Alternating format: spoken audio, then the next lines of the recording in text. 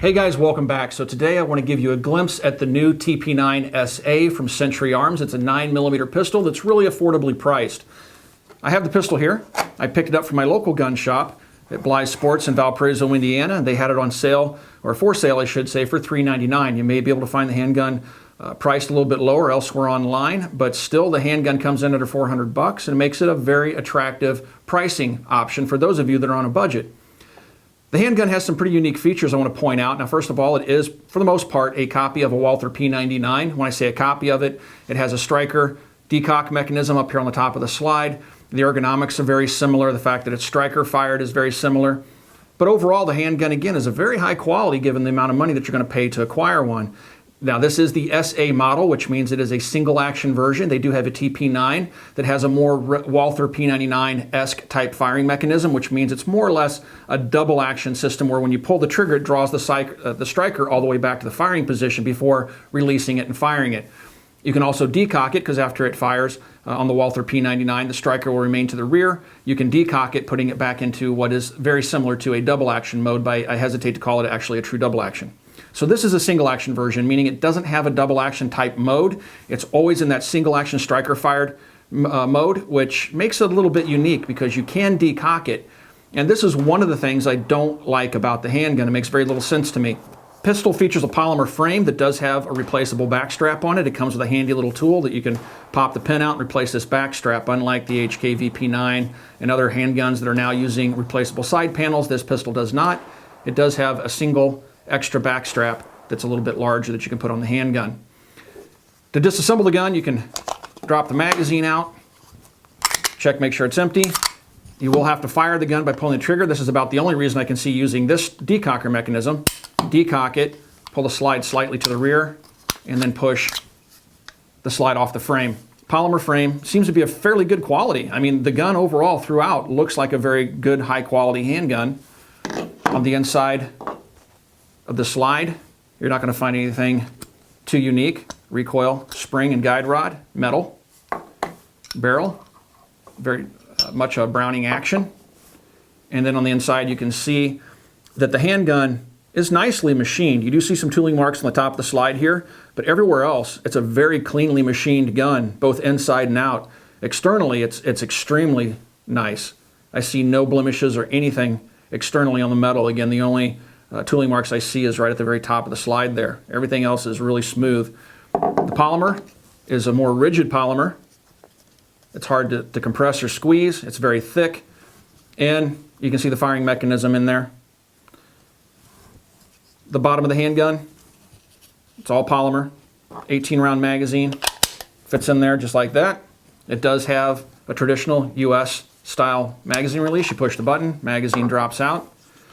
The slide rails are metal, so the metal frame, or slide I should say, is riding on metal inserts, much like a Glock, for example. They're molded into the polymer. To put the gun back together, just drop the barrel in.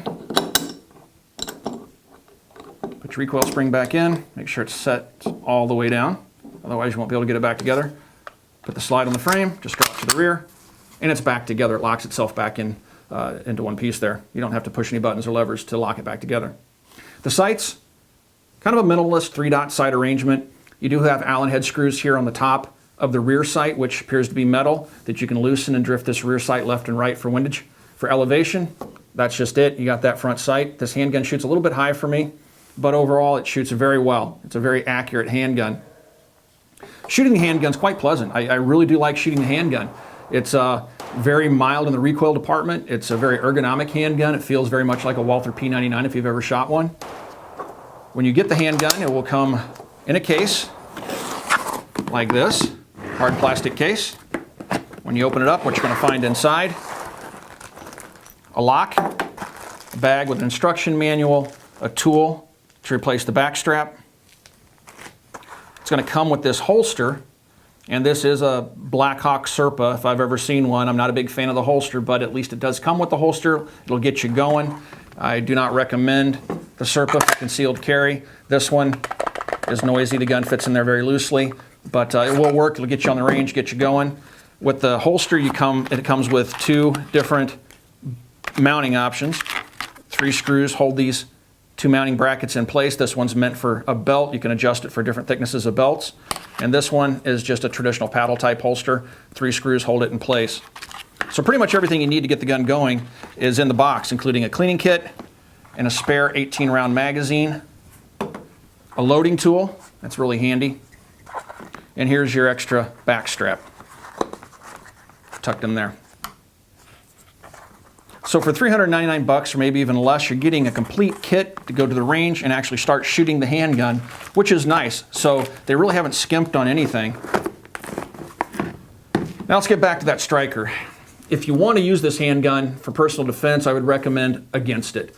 The gun shoots nice. I have a good time shooting it. It's been 100% reliable with the different ammunition I've tried in it. However, the only thing that I have against this new SA model is the fact that you can decock it on a live round and then the gun gives you a dead trigger. It's not ready to fire. I don't understand that. So for that reason, I wouldn't recommend this gun for concealed carry, but if you want to use it for a target range gun, I think you're going to do quite well. I've found that the gun, again, is very accurate. We'll take it out to the range here and show you what that looks like here in just a few minutes.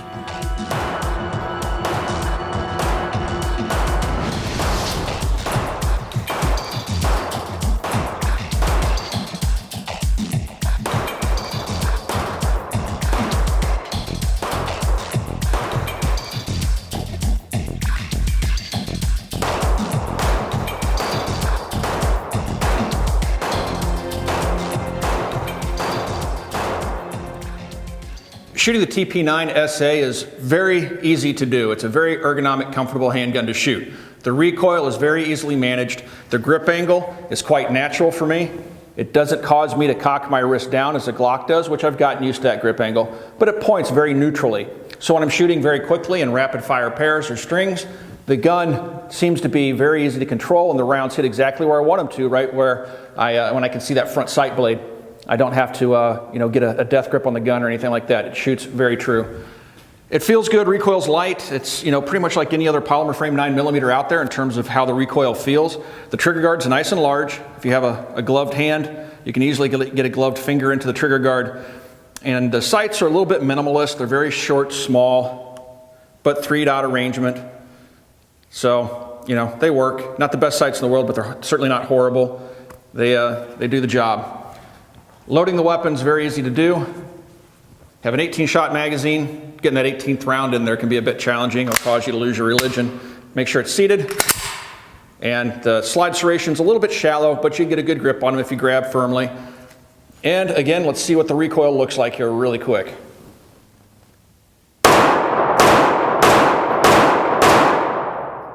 The trigger's nice and light and crisp, but it has this hammer drop safety or striker drop safety. If you do that and decock the pistol, you got a dead trigger. Nothing happens when I pull the trigger. The only way to make the gun ready for a fight, even though it has a round in the chamber, is to throw that round out, put a new one in, and resume shooting. I don't like that feature. I wouldn't even call that a feature. But overall, again, the gun shoots very well. Nice and easy. Recoil.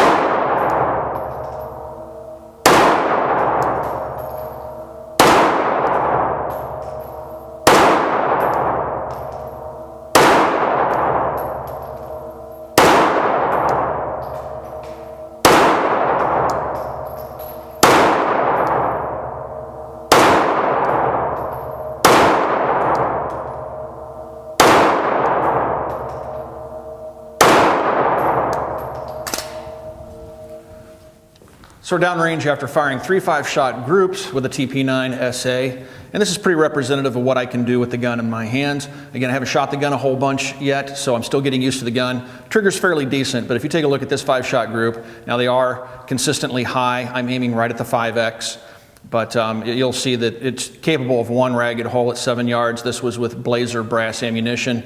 I've had no problems with any of the ammo I've tried, Federal or Blazer so far. But occasionally I'll do something like this. This is totally the shooter, but you look at the other 4 rounds, one ragged hole, high. Now this target's a little bit lower than the others. This is more to my line of sight. This target's a little bit lower, so it looks like the group shifted down just a wee bit. We have 4 rounds touching once again, 1 shot outside again. That's totally me doing that. But we have 3 rounds in essence through the same hole. So the gun is capable of really good accuracy despite the minimalist sights. I personally don't care for the sights for target work. They're fine with their 3-dot arrangement for defensive type work. But regardless, if you apply yourself, the gun is capable of pretty good accuracy. So the gun shoots well. It seems to be a very good value at the price point under $400. If you're looking at the SA model for concealed carry, I would recommend against it. Pick up the standard TP9. Again, it's a very good value for the money. I do like the trigger system on this gun though. It has a very light, crisp trigger pull, which makes it very pleasant to shoot, and I can get really nice groups out of the handgun. I'm going to continue to shoot it, going to put a lot more ammunition through it. I'll probably post a follow-up video down the road. I just want to make sure that the gun's reliable and holds up well. I don't have any reason to think that it won't. Again, it seems to be a very nicely made handgun. If you guys have any questions about anything you've seen in this video, you can ask those questions on our Facebook page. You can find us on Facebook at facebook.com/militaryarms. Also, please come by and check us out at coppercustom.com. That's our online store. If you want to support the Military Arms channel, that's the best way to do it. Come by, check out our prices. We have a lot of really good items at very, very good pricing. Thanks again for watching, everybody. We'll talk to you guys soon.